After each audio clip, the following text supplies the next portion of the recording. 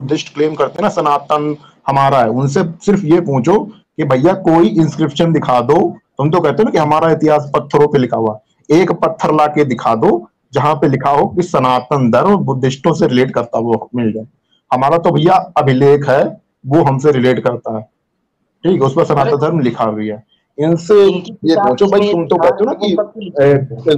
किताबों में ब्राह्मणों में मिलावट करती, ब्राह्मणों ने मिलावट करती, तो एक अरे अपना भैया इंस्क्रिप्शन ले आओ और उस पे दिखा दो कि यहाँ पे ये बुद्धिस्ट इंस्क्रिप्शन है, यहाँ पे सर, सनातन धर्म लिखा हुआ है।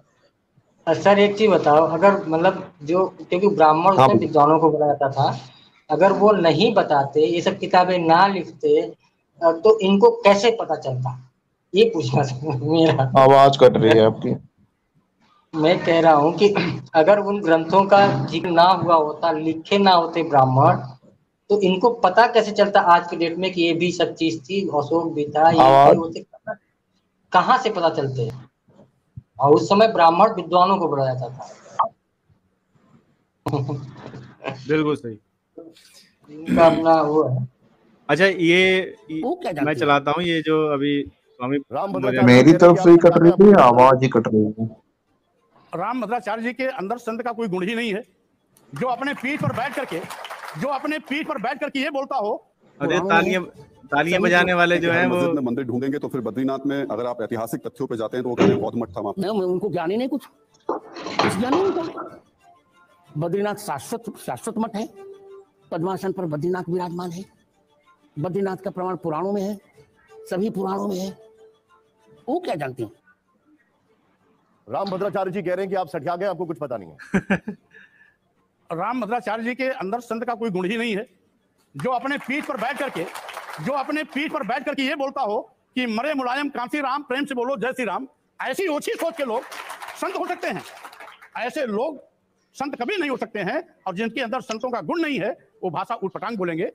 अच्छा, ये जो अभी कह रहा है, और इसने राम भद्राचार्य जी के ऊपर जो टिप्पणी की है, इसको ये नहीं पता कि आज जो राम मंदिर वहां पर बन रहा है वो हमारे जो ये संत हैं इन्हीं की बदौलत बन रहा है। इन्होंने कहते हैं इन्होंने 400 सबूत दिए थे कोर्ट में, जहां पर स्वामी प्रसाद मौर्य की टीम ने जो सबूत दिए, इनके ऊपर 1 लाख का जुर्माना कर दिया था कोर्ट ने। लेकिन जो राम भद्राचार्य जी, उन्होंने वेदों से प्रमाण दिए, शास्त्रों से प्रमाण दिए थे, और 400 के आसपास इन्होंने प्रमाण दिए थे, तो कोर्ट ने उसको माना था।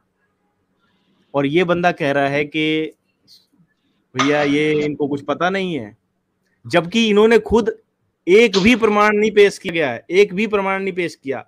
सनातन समीक्षा ने इनको बहुत अच्छे से एक्सपोज किया है, जो पिछली स्ट्रीम हुई है उस पे एक एक तार खोल के रख दिया है सनातन समीक्षा जी ने।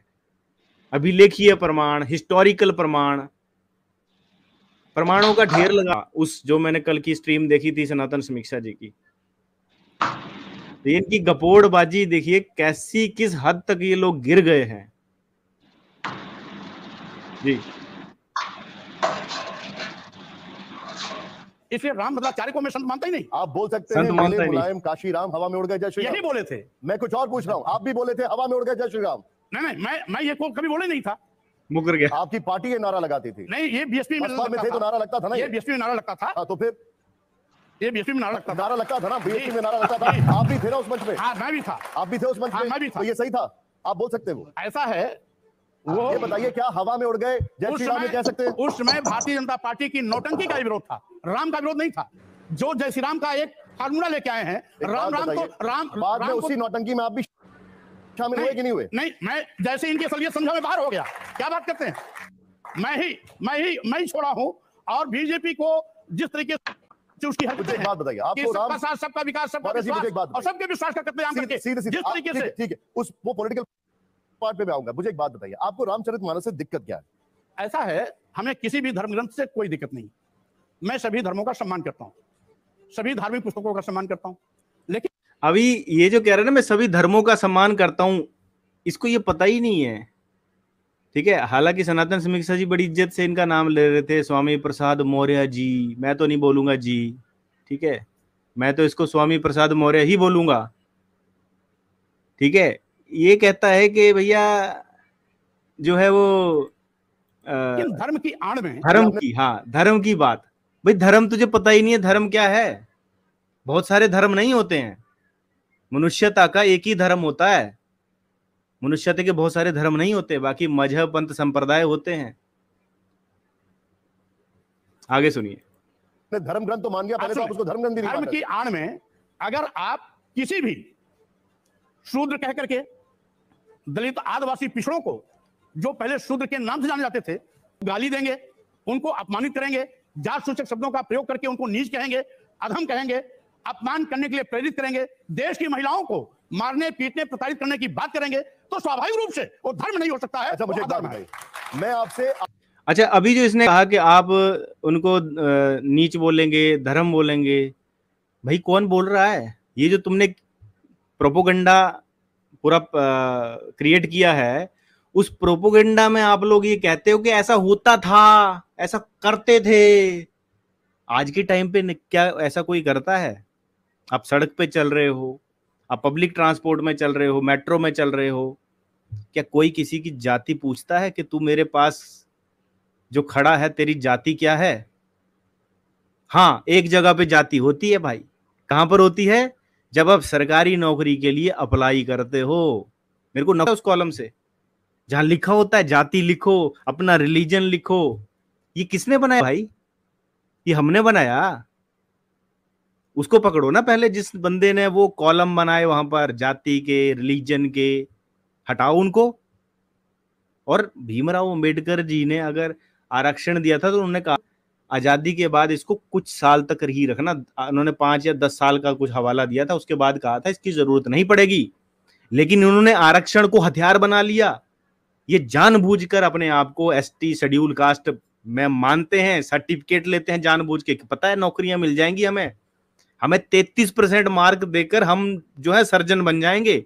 और जो चीरफाड़ वो करेगा 33% वाला, क्या वो समाज के लिए सही होगा? क्या वो बेहतर ऑपरेशन कर पाएगा? तो ये आरक्षण की एक बहुत बड़ी जो है वो चूक है। आरक्षण से कम पढ़ा हुआ व्यक्ति जब उच्च पद पर पहुंच जाएगा तो उसकी बनाई हुई, अगर कोई इंजीनियर है तो उसकी बनाई हुई सड़कें भी बह जाएंगी। अब आपने देखा ना, बारिश हुई, पूरे कंस्ट्रक्शन सब बह गए। तो ये कहीं ना कहीं आरक्षण की वजह से है, क्योंकि ये कम पढ़ा लिखा एक उच्च पद पर पहुंच जाता है और वो फिर किस तरह से जो है वो एडमिनिस्ट्रेटिव उसमें जाएगा, वो क्या अपनी जो जितनी पढ़ाई करी होगी उतना ही काम करेगा। अगर किसी का किडनी का ऑपरेशन होना होगा तो वो दिल निकाल के बाहर रख देगा। क्या आपको नहीं लगता कि आरक्षण खत्म होना चाहिए? भैया हम खुद कह रहे हैं आरक्षण हटा दो, जाति अपने आप खत्म हो जाएगी। जी श्रेयनाथ आर्य जी, आप इसमें कुछ कहना चाहेंगे? आर्य जी,